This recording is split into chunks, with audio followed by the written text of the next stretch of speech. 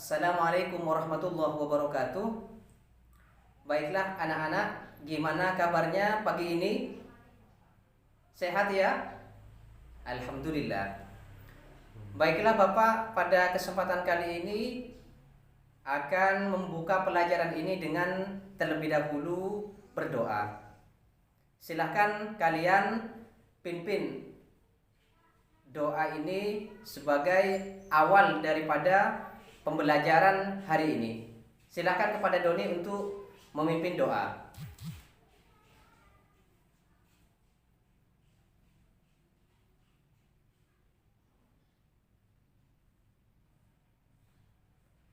Terima kasih kalian sudah berdoa pada baiklah Bapak akan mengabsen kehadiran kalian. Andi? Ada Andi? Oh iya ada. Risma? Taufik? Warni? Sudah lengkap ya, berarti pada pelajaran Bapak kali ini sudah kalian hadir semua. Baiklah, kemudian saya akan mengaitkan materi sebelumnya yang sudah saya berikan kepada kalian, yaitu beriman terhadap Allah Subhanahu wa Ta'ala. Barangkali dari kalian ada yang masih ingat definisi tentang beriman kepada Allah. Silahkan, apa yang disebut dengan iman kepada Allah? Taufik? Risma? Ya, bagus sekali.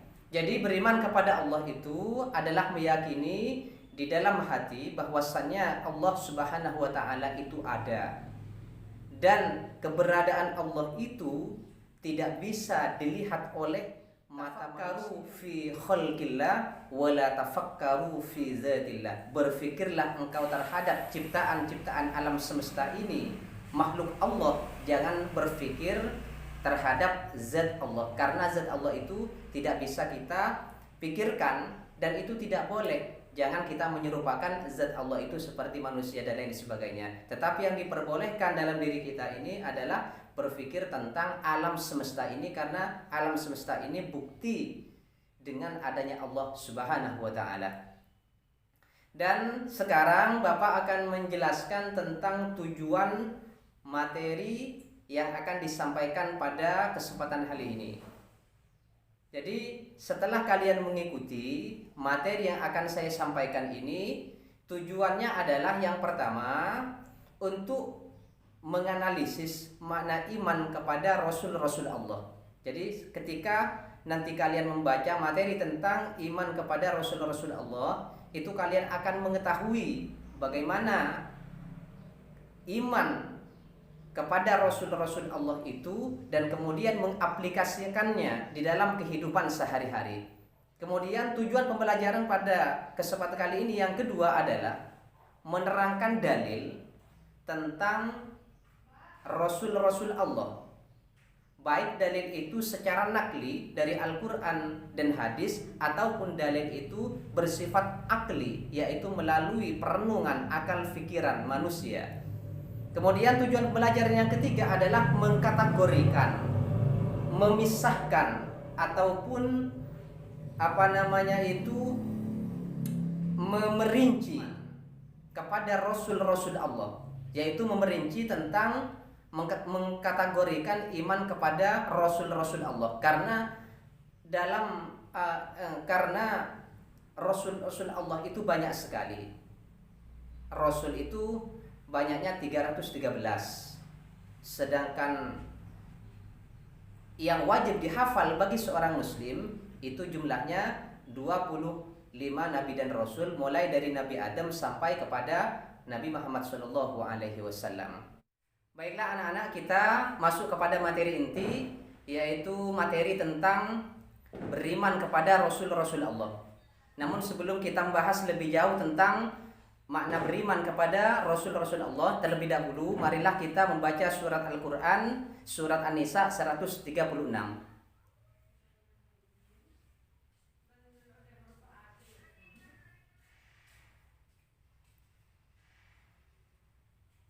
Kegiatan membaca pada hari ini selesai. Kemudian Bapak akan menyajikan kepada kalian tayangan YouTube yang berkaitan dengan materi yang Bapak sampaikan pada kesempatan kali ini, yaitu beriman kepada Rasul-Rasul Allah. Silahkan kalian nanti amati di dalam tayangan YouTube itu, Bapak berikan waktu 10 menit.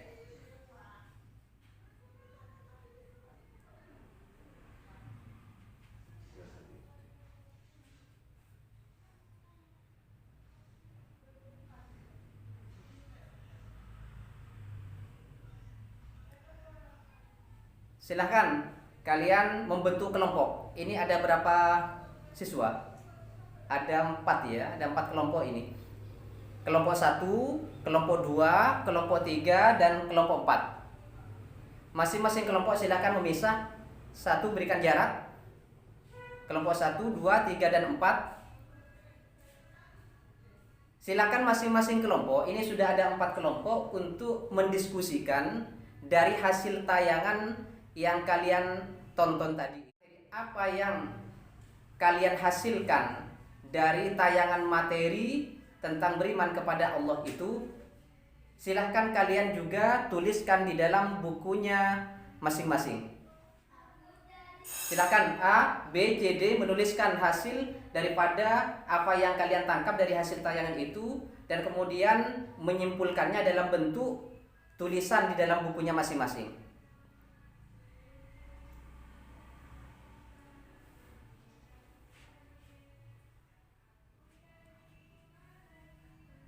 Kalau sudah selesai, silakan hasil jawaban daripada kelompok A diberikan kepada yang B, kelompok B. Dari kelompok B diberikan kepada kelompok C. Dari kelompok C diberikan kepada kelompok D. Sudah selesai ya.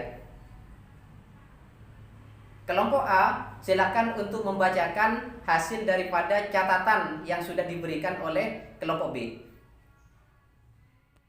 Oke. Kelompok B silakan dibaca. Kelompok C, kelompok D. Sudah selesai semua. Tolong kalian cari di dalam YouTube itu, tuliskan kembali ke dalam buku kalian Nabi Ulul Azmi, pengertian Nabi Ulul Azmi, dan siapa saja yang masuk ke dalam kategori Nabi Ulul Azmi. Silakan masing-masing kelompok untuk menuliskan kembali. Saya beri waktu 10 menit.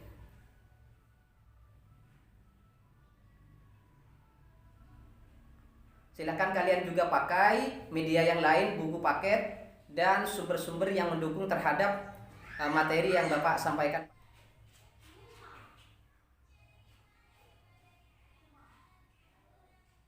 Sudah selesai. Silakan dari kelompok A. Apa jawabannya? Oke, bagus. Kelompok B? Kelompok C? Kelompok D? Baik, bagus sekali. Jadi Nabi Ulul Azmi itu adalah Nabi yang memiliki tingkat kesabaran yang sangat tinggi dan memiliki perjuangan yang sangat luar biasa. Banyak rintangan dan cobaan yang dihadapi oleh Nabi Ulul Azmi itu. Dan juga kategori atau yang dimasukkan atau nama Nabi Ulul Azmi seperti tadi jawaban dari kelompok A. Yang pertama Nabi Ibrahim, kemudian yang kedua adalah Nabi Nuh, yang ketiga Nabi Isa, kemudian yang keempat Nabi Musa, dan yang kelima kelompok A belum mengemukakan Nabi yang kelima dari Ulul Azmi. Diperkuat oleh kelompok D, yaitu Nabi Muhammad SAW. Itu kesimpulannya dari diskusi pada kesempatan hari ini. Dan kali ini kita tutup, maka terlebih dahulu saya akan menanyakan kepada kalian masing-masing kelompok, setelah kalian mengikuti pelajaran pada kesempatan kali ini, yaitu tentang beriman kepada Rasul-Rasul Allah, apa yang kalian dapatkan, manfaat apa yang kalian dapatkan setelah kalian menyelesaikan diskusi materi tentang beriman kepada Rasul-Rasul Allah. Kelompok A meningkatkan apa? Meningkatkan iman kepada seseorang. Bagus sekali. Kelompok B menambah ketakwaan. Kelompok C mencintai Rasul. Bagus sekali. Jadi setelah kita ini mengikuti pelajaran pada kesempatan kali ini materi tentang beriman kepada Rasul-Rasul Allah, seseorang itu akan lebih mencintai Rasul. Karena kata pepatah itu, tak kenal maka tak sayang. Bagaimana kita harus mengenal Rasul-Rasul Allah? Tentu kita dengan membaca kisah-kisahnya dan meneladaninya. Kemudian juga manfaat yang kita dapatkan pada kesempatan kali ini menambah ketakwaan dan keimanan kepada Allah Subhanahu. Akan memberikan tugas kepada kalian untuk pelajaran besok, yaitu mengumpulkan tugas dan dikerjakan tugas ini di rumah, yaitu menuliskan kembali di buku catatan kalian 5 nabi dan sekaligus tugasnya. Untuk pelajaran besok yaitu tentang khutbah dan tabligh. Tolong kalian persiapkan dan kalian baca sebelum materi besok dimulai agar kalian memiliki gambaran terkait materi yang akan saya sampaikan besok. Dan sebelum ditutup, marilah kita membaca sholawat tibul qulub. Mudah-mudahan kita diselamatkan oleh Allah dari musibah wabah virus corona. Allahumma sholli ala sayyidina Muhammadin tibbil qulubi wa dawaiha wa afiyatil amdani wa shifaiha wa nuril absari wa diyaiha wa ala alihi wa sahbihi wa sallim. Cukup sekian pelajaran pada hari ini. Assalamualaikum warahmatullahi wabarakatuh.